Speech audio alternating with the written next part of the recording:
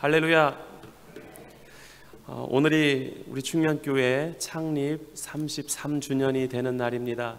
33주년 동안 교회를 인도하시고 또 이때까지 있게 해주신 하나님께 감사와 영광을 올려드립니다.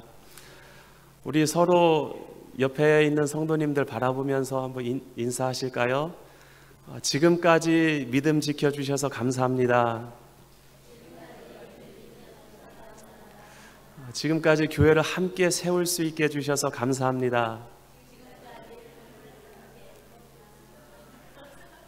앞으로 더욱더 크게 쓰임받기를 원합니다.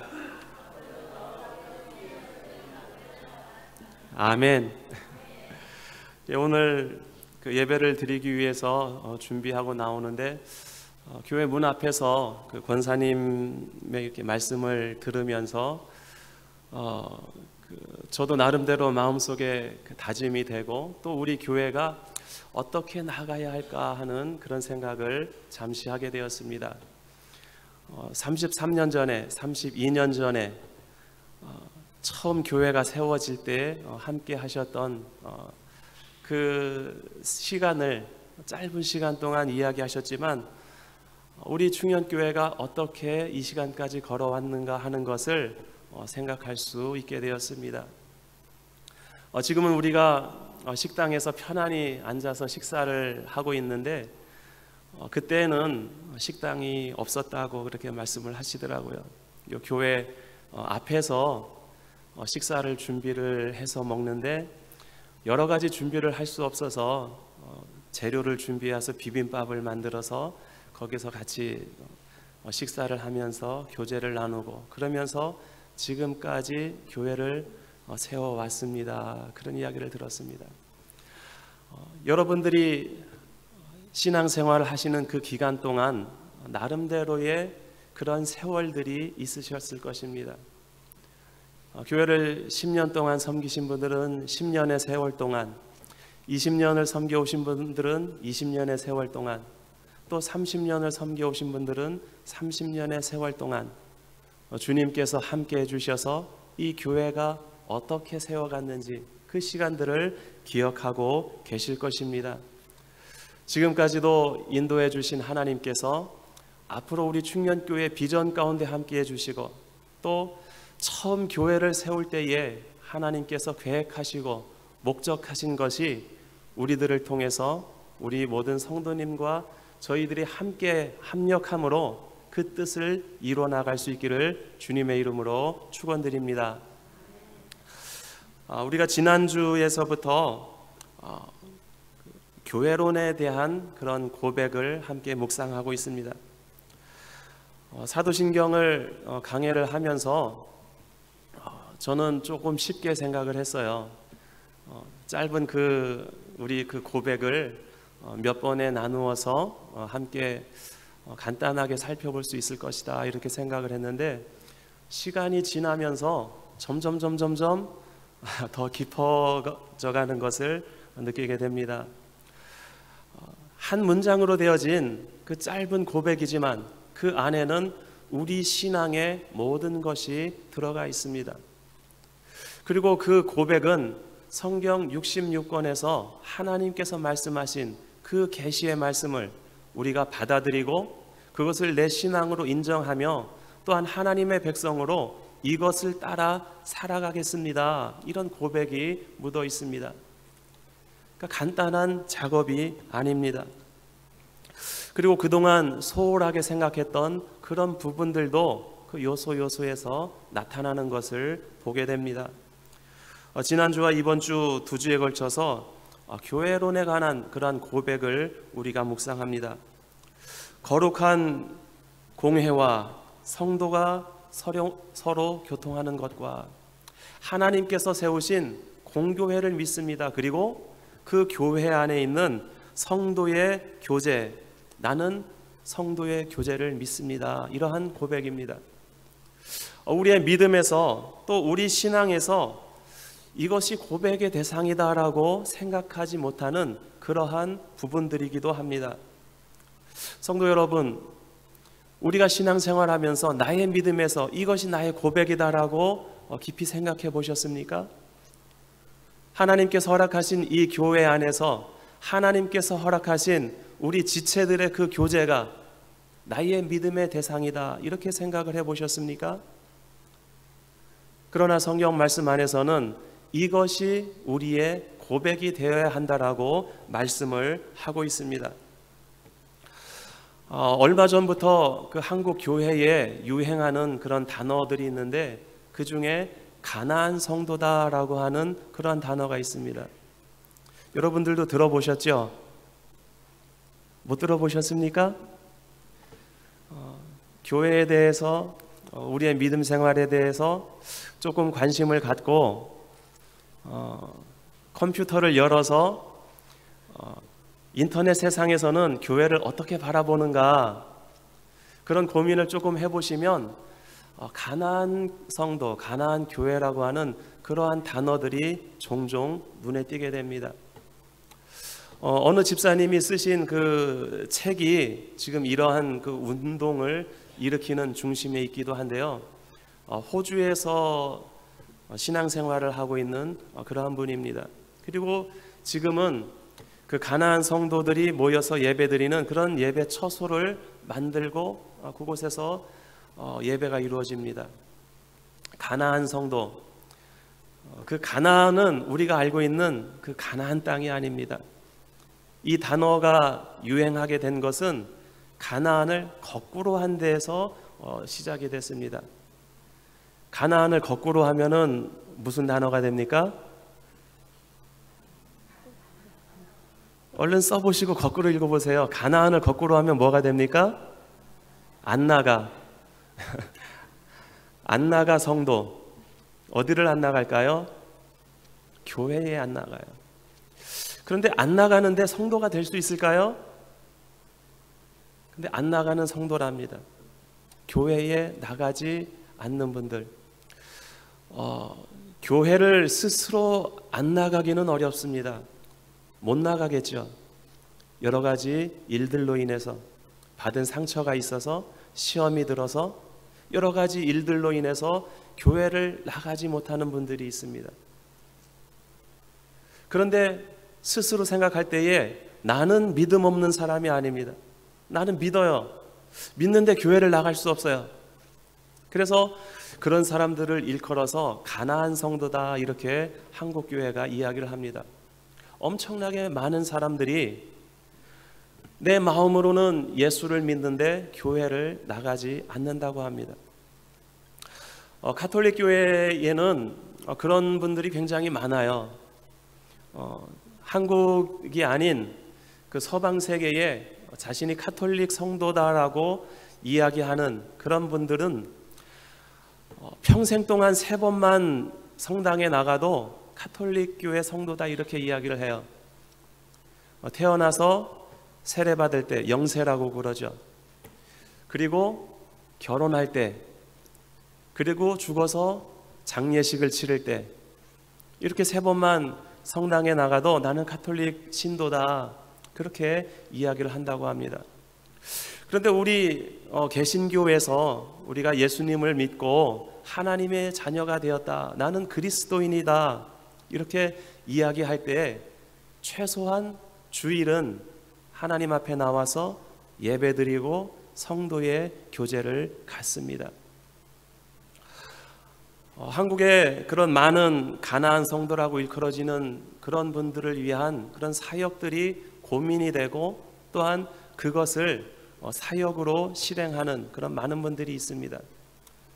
또 목회자들 중에서 교회에서, 기성교회에서 또 자립된 교회에서 목회를 하지 않고 그러한 분들을 위해서 또 사회 속에서 섬기는 일을 하면서 목회를 하는 그런 일목이라고 하는 그런 단어로 이야기를 하는데, 그 일목 현장에서 사역하는 목회자들도 많이 있습니다. 아르헨티나의 상황은 어떨까요? 제가 95년도에 처음 아르헨티나에 선교사로 왔다가 7년을 사역을 하고 한국과 중국에 가서 사역을 하다가 다시 돌아왔습니다. 2009년도에 다시 돌아와 보니까 많은 교회들이 흔히 말하는 교세가 아주 작아져 있었습니다. 제가 처음 아르헨티나에 와서 사역할 당시에 한인 교회들의 그 교세가 제법 컸습니다. 1000명 이상, 1500명 그 이상 모이는 교회가 3개 정도 교회가 있었고요. 500~600명 정도 모이는 교회가 여러 교회가 있었고, 그리고 200~300명 정도 모이는 교회는 대부분의 교회였습니다. 제가 기억하기로 우리 충현교회도 그때 당시에 최소한 200명 이상은 모이셨던 걸로 기억이 됩니다. 제가 이곳에서 안수를 받을 때에 이 자리가 꽉 차 있었거든요. 그리고 그 외의 모든 교회들이 굉장히 왕성하게 활성화되어 있는 그러한 모습들이었습니다. 제가 아르헨티나를 떠날 당시에 그 IMF 경제였었는데 많은 교민들이 아르헨티나를 떠났습니다. 그 이전에 25,000, 3만 이 정도 교민 됐던 수가 제가 아르헨티나를 떠날 때에 한 7,000명 정도 된다고 이야기를 했었습니다. 그런데 교민 수가 7,000명 정도 될 때에도 아르헨티나 교회들은 그렇게 크게 흔들리지 않았었습니다. 지금 그 한인회나 또 대사관을 통해서 아르헨티나 교민 숫자를 문의를 하면 한 3만 명 정도 교민들이 있다고 이야기를 합니다. 3만 명 교민이 있는 이 교민 사회의 각 교회들의 모습을 보면 이전에 IMF 경제 때 7,000명 정도 되었을 때의 교인들 숫자보다 훨씬 못 미치는 그런 각 교회들의 모습을 보게 됩니다. 물론 그 교회의 모습을 숫자로 파악할 수는 없습니다. 그런데 그 이전에 교회를 나왔던 많은 사람들이 교회를 나오지 않고 있다라고 하는 그러한 증거는 충분히 됩니다. IMF 경제 때 힘들 때도 교회에 나왔던 그 많은 사람들은 어디로 가 있을까요? 여러분들 그런 생각 해보시고 고민해 본 적이 있으십니까? 제가 아르헨티나 돌아와서 시차례나 교단 모임들, 목회자 모임에서 간혹 전도에 대해서 이야기를 하면 많은 분들이 이야기를 더 이상 아르헨티나는 전도할 대상이 없습니다. 이제 더 이상 이민이 들어오지 않습니다. 올 만한 사람은 다 교회에 옵니다. 과연 그게 사실일까요? 처음부터 믿지 않았던 사람들은 부지기수로 많이 있고 또 교회의 문턱을 밟았던 많은 사람들이 교회를 떠나 있습니다. 그 책임은 어디에 있을까요? 여러분들 어떻게 생각하십니까? 그 책임은 교회에 남아있는 저와 여러분들 우리들에게 있습니다. 자신이 믿음이 약해서 신앙이 약해서 그래서 교회를 떠나갔다라고 이야기를 할 수도 있습니다. 물론 연약할 수도 있습니다. 그러면 연약하지 않은 우리들이 그들을 붙들어 주어야 할 책임이 있지 않을까요? 우리 충현교회가 하나님께서 이 땅에 세워주신 지 33주년이 되었습니다. 이제 앞으로 우리 충현교회에 허락되는 그 시간들은 무엇을 향해 나가야 할까요? 저와 여러분들은 함께 합심해서 많은 영혼들이 주님 앞으로 나아오는데 열심을 다해서 전도의 사명을 감당하는 우리 충현교회가 되기를 주님의 이름으로 축원드립니다. 교회는 에클레시아, 세상에서 부름을 받아 거룩하게 구분되어진 단체, 조직을 이야기를 합니다. 또한 하나님의 그러한 그 신앙 고백의 신앙 고백이 이루어지는 공동체입니다. 그런데 이러한 교회가 해야 할 일이 있습니다. 그것을 코이노니아라고 합니다. 성도의 교제, 나눔입니다. 또한 디아코니아, 섬김이라고 이야기를 합니다. 우리 교회 안에서 성도의 교제는 이러한 섬김과 그리고 나눔이 있어야 함을 성경에서는 우리에게 말씀하고 있습니다. 하이델베르크 문답에 보면 55번째에 이러한 질문이 있습니다. 성도의 교제를 당신은 어떻게 이해하십니까? 그리고 거기에 달려져 있는 모범 답안에 보면 첫째, 신자는 모두 또한 각각 그리스도의 지체로서 주 그리스도와 교제하며 그의 모든 부요와 은사에 참여합니다. 둘째, 신자는 자기의 은사를 다른 지체의 유익과 복을 위하여 기꺼이 그리고 즐거이 사용할 의무가 있습니다. 이렇게 이야기를 합니다. 성도의 교제 안에서 우리는 먼저 선행되어야 할 것이 있습니다. 그것은 예수 그리스도와 나 자신과의 교제가 있어야 한다라고 하는 것입니다. 그리고 그리스도와의 그런 교제를 통해서 그 모든 바탕 안에서 성도 간에 서로 섬기는 그런 교제가 있어야 된다라고 이야기를 하고 있는 것입니다. 오늘 우리가 읽은 성경 본문에서 보면 우리 교회의 교제가 어떠해야 하는가 하는 것을 말씀을 하고 있습니다. 42절에 보면 저희가 사도의 가르침을 받아 서로 교제하며 떡을 떼며 기도하기를 전혀 힘쓰니라. 초대교회 성도들의 삶의 일상을 이 구절을 통해서 우리는 엿볼 수가 있습니다. 이것이 초대교회 신앙의 핵심 중에 하나였다라고 하는 것입니다. 서로 교제하며 떡을 떼며 기도하기를 힘쓰는 교회, 그것이 교회 안에서 보여지는 성도의 교제의 지표가 된다라고 하는 것입니다. 사도행전에서 보면 초대교회 공동체가 이루어지는 과정과 또 그 교제의 모습을 우리는 살펴볼 수가 있습니다. 오늘 우리가 읽은 본문은 베드로의 오순절 설교의 한 부분입니다. 오순절 베드로의 설교를 통해서 교회가 태동이 되게 됩니다.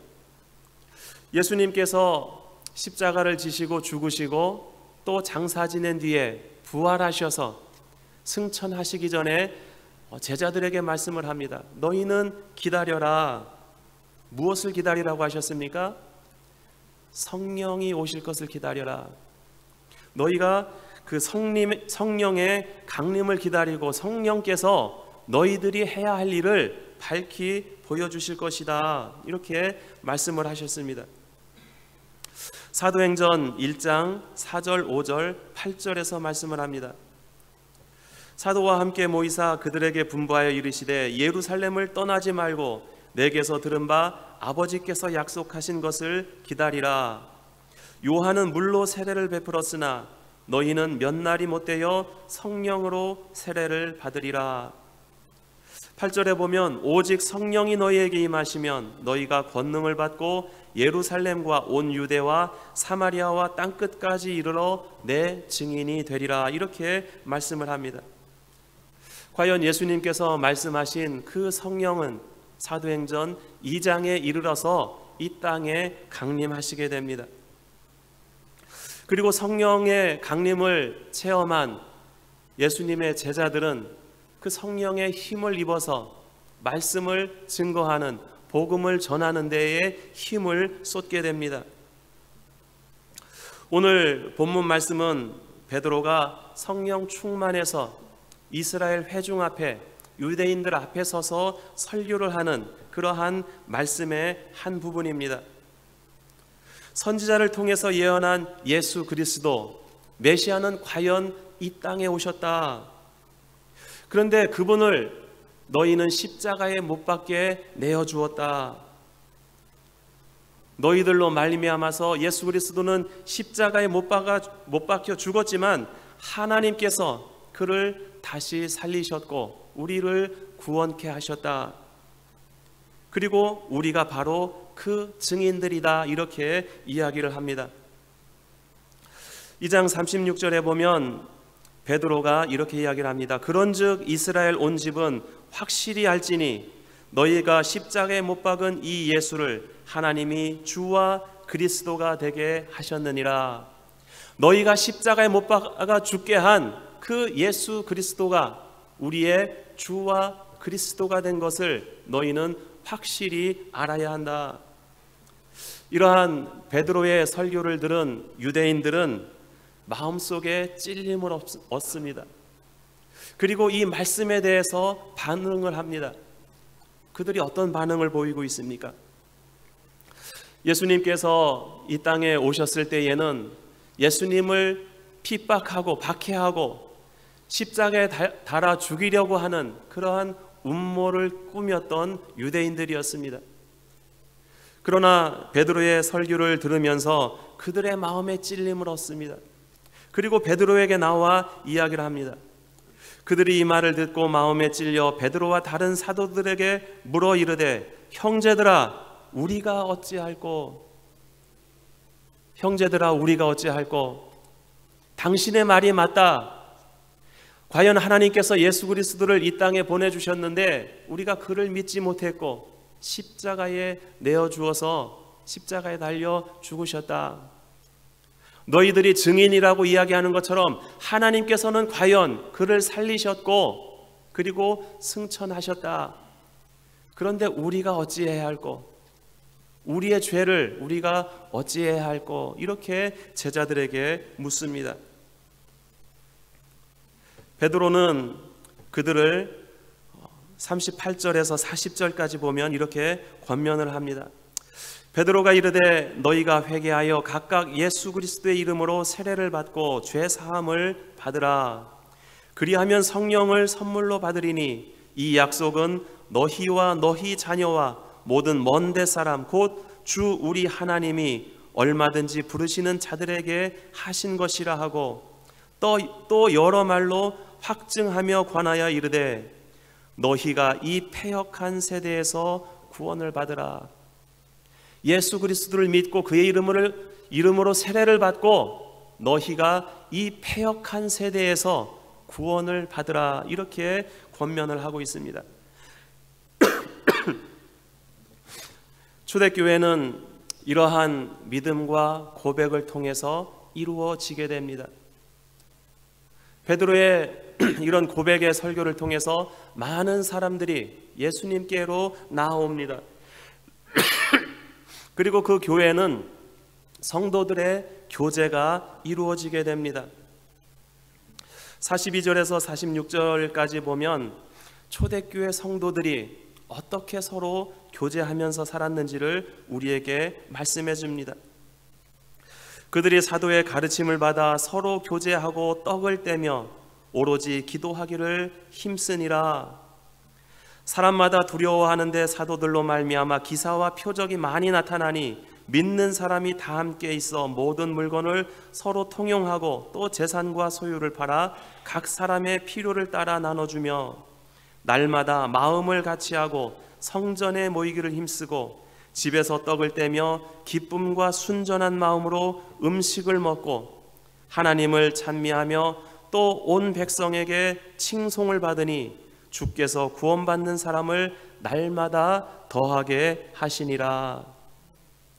성도의 이런 교제들을 통해서 하나님께서 날마다 구원받는 자가 늘게 하셨다. 그것이 초대교회의 모습이었다라고 우리에게 말씀하고 있습니다. 어떻게 이러한 교제가 가능할 수 있었을까요? 그것은 초대교회 성도들이 가지고 있었던 종말론적인 삶에 있었습니다. 우리의 삶은 이 땅에서 사는 것이 전부가 아니고 그것이 끝이 아니고 우리는 이 땅에 있는 동안에 하나님의 나라를 준비하고 또 그 나라를 살아가야 한다라고 하는 것입니다.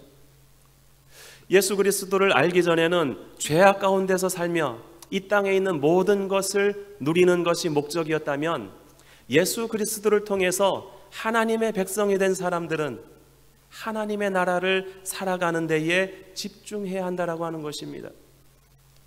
물론 그들은 이제 곧 예수님께서 재림하실 줄로 믿고 있었습니다.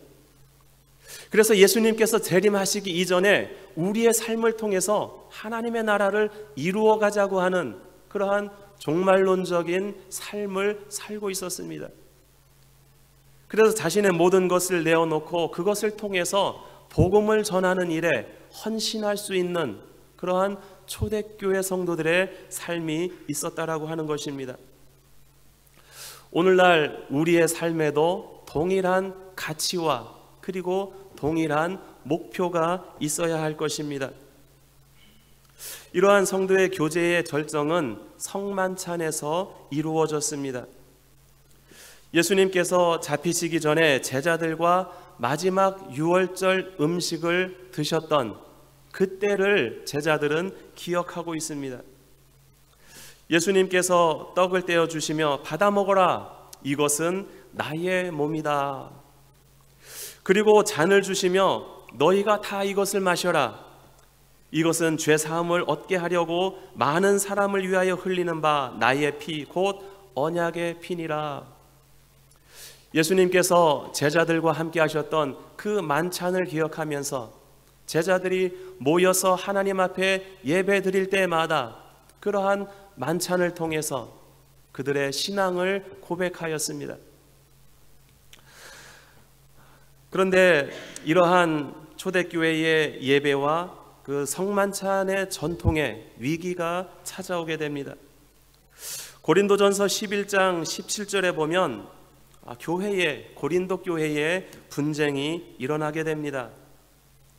우리 한번 고린도전서 11장 17절 같이 찾아보시겠습니다.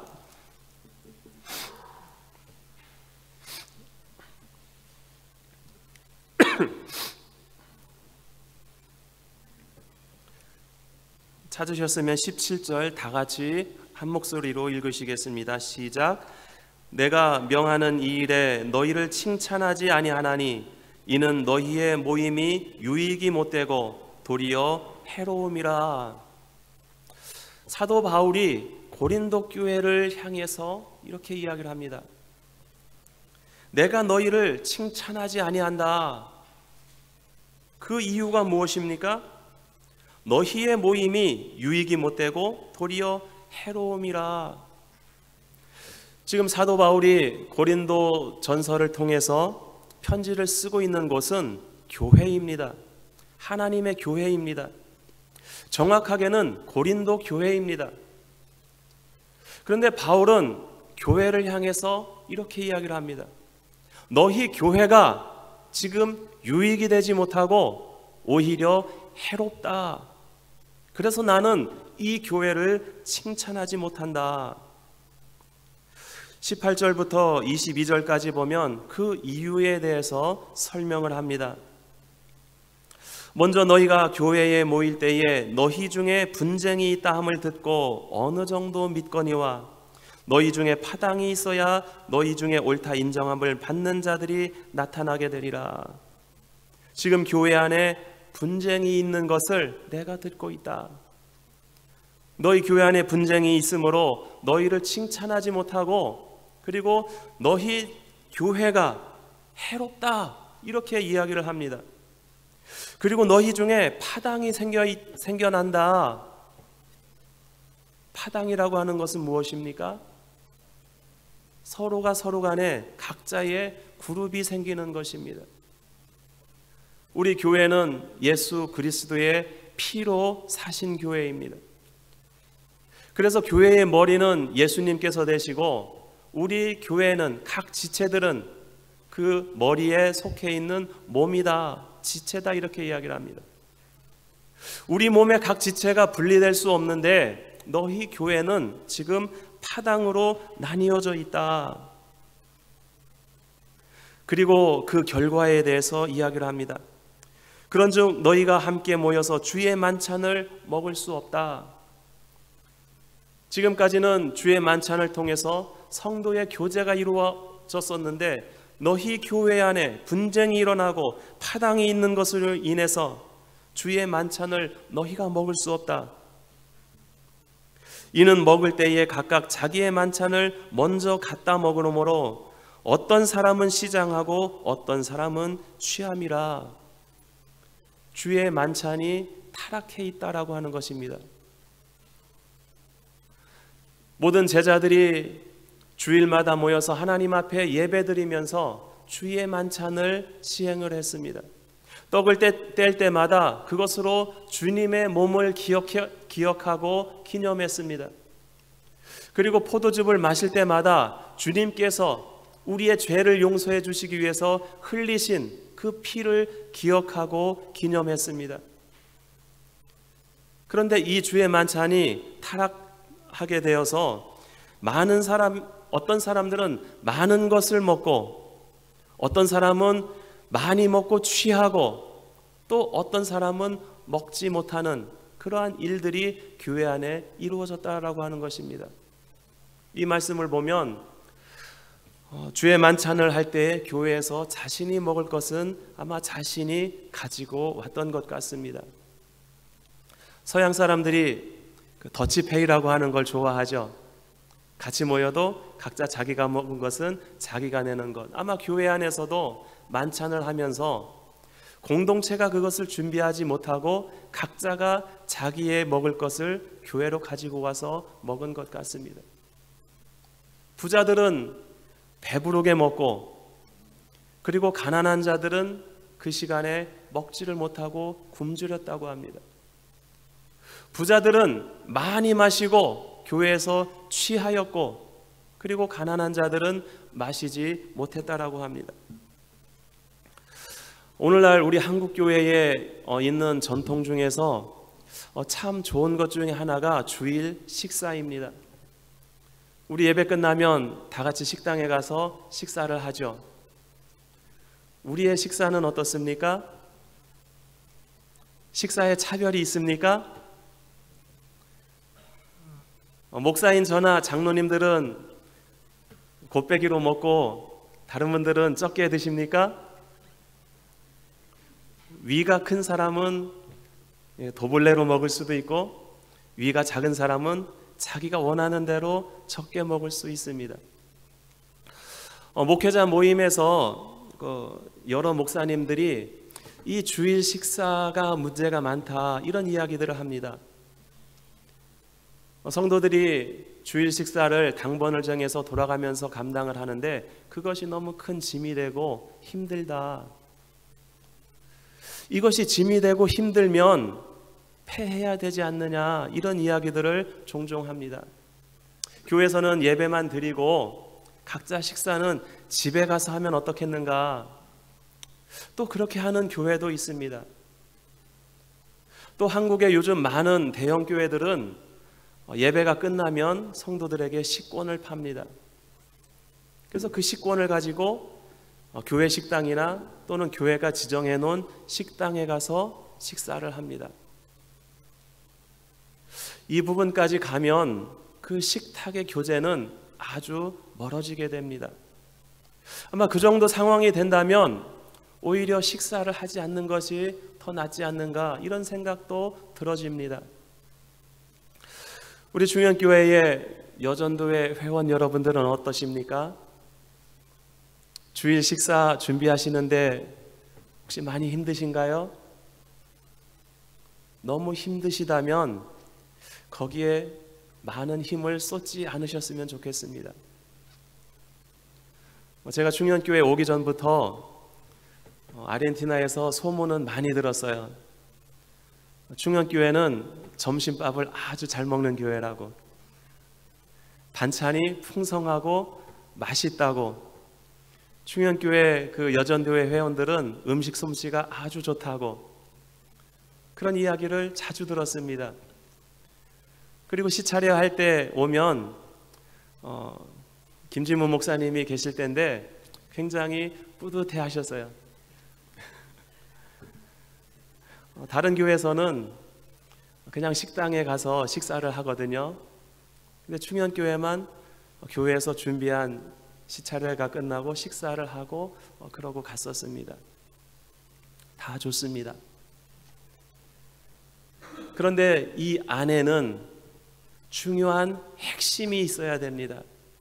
그것은 식탁에서 이루어지는 성도의 교제입니다.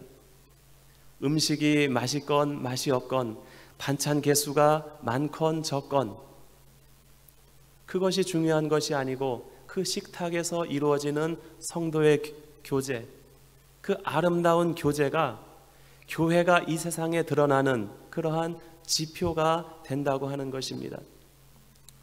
고린도 교회는 그것을 잃어버렸습니다. 그래서 사도 바울은 고린도 교회를 힐난을 합니다. 그러면서 이 주의 만찬을 폐합니다. 너희가 더 이상 교회에서 먹고 마시지 마라. 너희가 함께 모여서 주의 만찬을 먹을 수 없다. 22장 하반절에 보면 내가 너희에게 무슨 말을 하랴, 너희를 칭찬하랴, 이것으로 칭찬하지 않노라. 내가 너희에게 전한 것은 주께 받은 것이니 곧 주 예수께서 잡히시던 밤에 떡을 가지사 축사하시고 떼어 이르시되 이것은 너희를 위하는 내 몸이니 이것을 행하여 나를 기념하라 하시고, 또 식후에 또한 그와 같이 잔을 가지시고 이르시되 이 잔은 내 피로 세운 새 언약이니 이것을 통하여 마실 때마다 나를 기념하라 하셨으니 너희가 이 떡을 먹으며 이 잔을 마실 때마다 주의 죽으심을 그가 오실 때까지 전하는 것이니라. 그러므로 누구든지 주의 떡이나 잔을 합당하지 않게 먹고 마시는 자는 주의 몸과 피에 대하여 죄를 짓는 것이니라. 사람이 자기를 살피고 그 후에야 이 떡을 먹고 이 잔을 마실지니. 이제 그동안 먹고 마시는 것에 또 부요함과 가난함에 따라서 달랐던 그 만찬을 폐하고 다시 주의 만찬을 제정을 합니다. 이때부터 이루어져 온 것이 우리 교회의 성찬 예식입니다.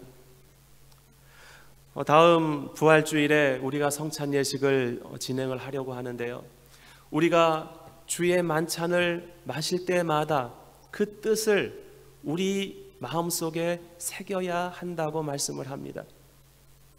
그런데 그 주의 만찬은 지금 우리가 성찬식에 행하는 간단하게 빵과 포도즙을 마시는 그러한 행사만이 아니었다고 하는 것입니다. 그 안에 성도의 교제가 있습니다. 우리는 주일 예배를 마치고 식사를 할 때마다 그런 아름다운 교제가 있어지기를 원합니다.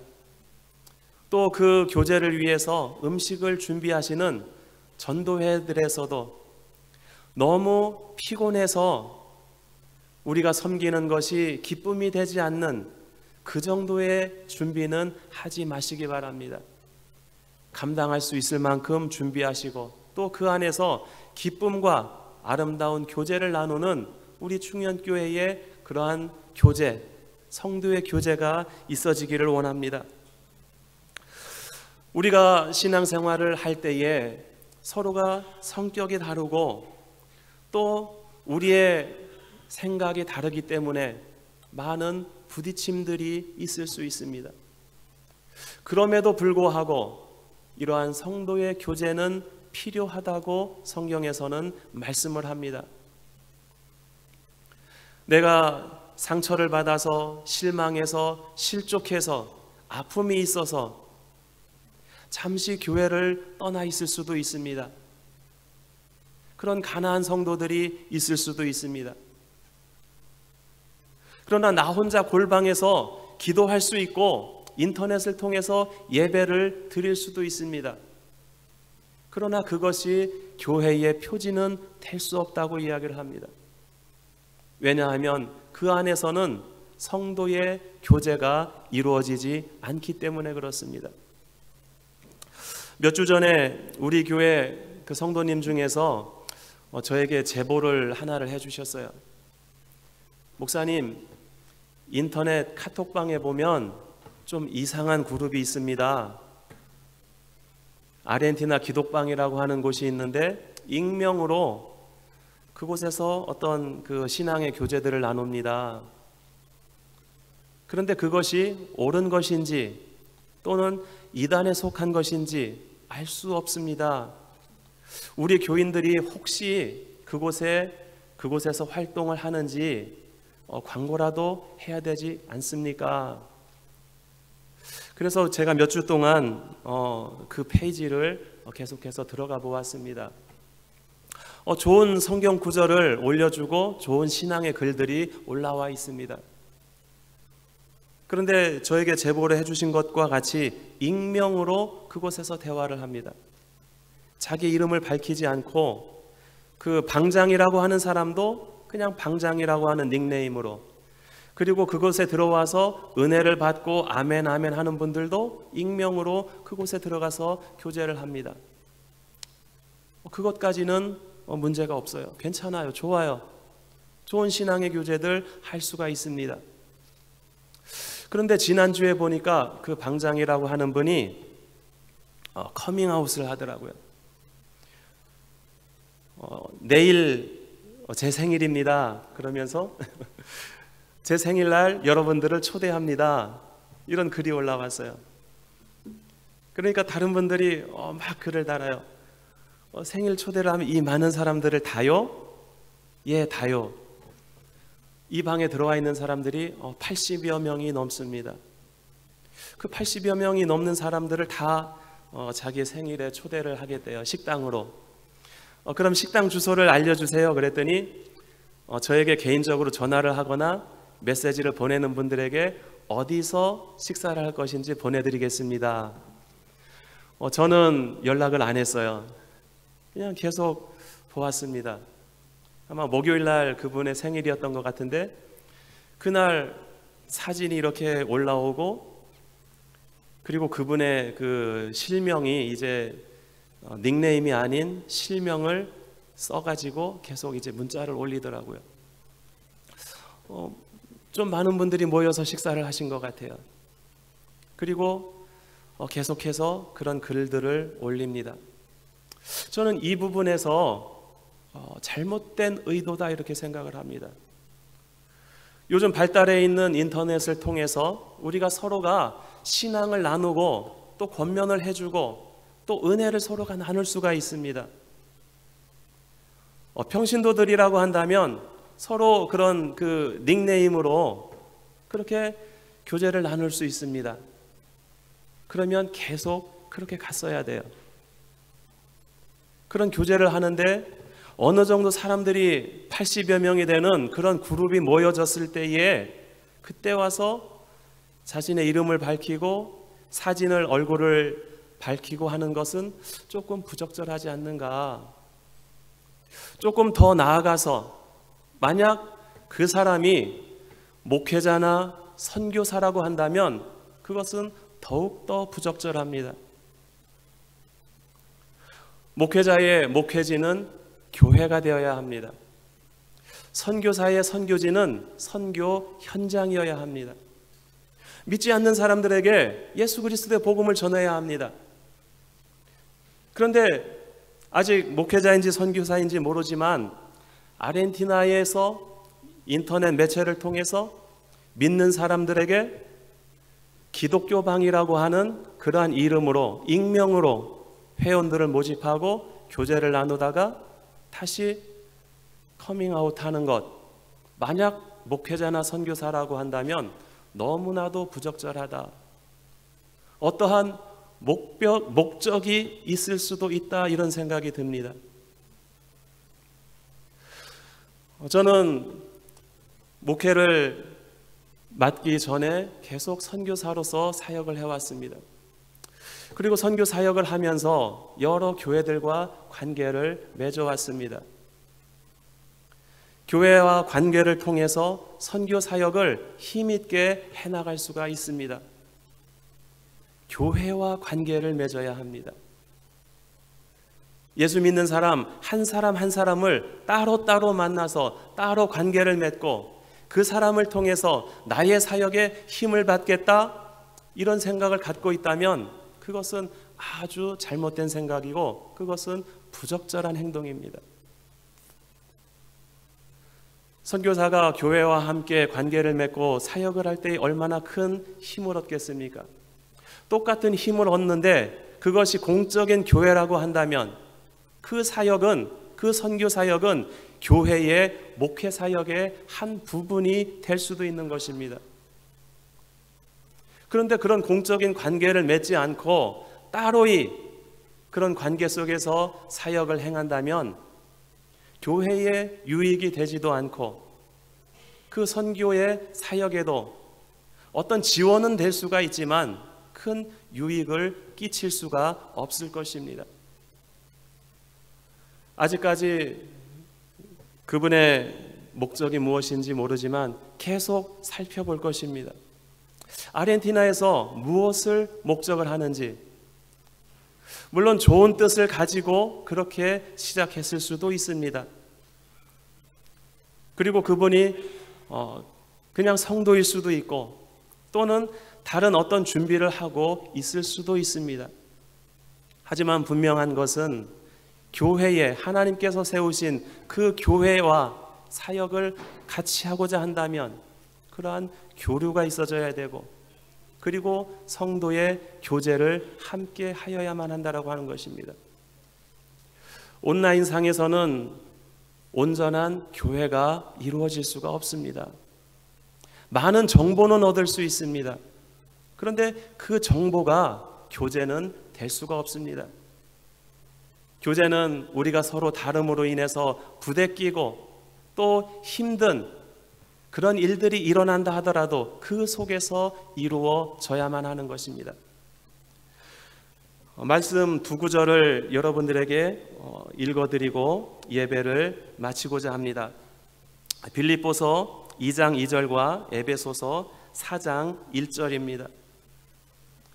빌립보서 2장 2절에 의하면 마음을 같이하여 같은 사랑을 가지고 뜻을 합하며 한 마음을 품어 아무 일에든지 다툼이나 허영으로 하지 말고 오직 겸손한 마음으로 각각 자기보다 남을 낮게 여기고 각각 자기의 일을 돌볼 뿐더러 또한 각각 다른 사람들의 일을 돌보아 나의 기쁨을 충만하게 하라. 에베소서 4장 1절 말씀입니다. 너희가 부르심을 받은 일에 합당하게 행하여 모든 겸손과 온유로 하고 오래 참음으로 사랑 가운데서 서로 용납하고 평안에 매는 줄로 성령이 하나 되게 하신 것을 힘써 지키라. 하나님께서 말씀을 통해서 우리 교회에, 우리 충현교회 공동체에 주시는 말씀입니다. 우리 충현교회는 이러한 공동체가 되기를 원합니다. 이러한 교제가 일어나기를 원합니다. 그래서 이런 교제를 통해서 교회의 표지가 드러나고 세상을 향해서 하나님의 나라를 세워나가는 크고 놀라운 능력을 행하며 역사의 한가운데 서 있는 우리 충현교회, 저와 여러분 모두가 되시기를 주님의 이름으로 축원드립니다. 기도하겠습니다. 하나님 아버지, 주신 은혜를 감사드립니다.